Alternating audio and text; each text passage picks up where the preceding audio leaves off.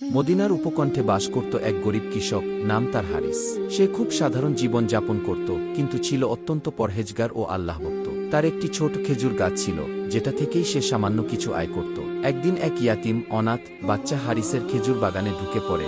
ক্ষুধার জ্বালায় একটি খেজুর তুলে খেতে যায়। ঠিক তখনই হারিসের ধনী প্রতিবেশী আবু রাহিম এসে ধমক দিয়ে বাচ্চাটিকে তাড়িয়ে দেয় এবং হারিসকে বলে, তুমি এই খেজুর বাগানে কাউকে ঢুকতে দেবে না, নয়তো আমি তোমার বিরুদ্ধে বিচার করব। হারিস খুব কষ্ট পেল। সে ভাবল, এই অনাথ ছেলেটা তো একটুখানি খেজুরি খেয়েছে, আমি যদি ধনী হতাম তাহলে এই খেজুর গাছটা তাকে দিয়ে দিতাম। সেদিনের ঘটনা এক সাহাবী শুনে ফেললেন। তিনি এসে হারিসকে বললেন, তুমি কি সত্যি এই গাছটা আল্লাহর জন্য দিয়ে দিতে পারতে? হারিস বলল, অবশ্যই, যদি এতে আল্লাহ খুশি হন। সাহাবী তখন আবু রাহিমের কাছে গিয়ে খেজুর গাছটি কিনে নিলেন অনেক দামে। তারপর এসে হারিসকে উপহার দিলেন। বললেন, নবী শাহ বলেছেন তুমি এই গাছের বিনিময়ে জান্নাতে একটি খেজুর বাগান পাবে।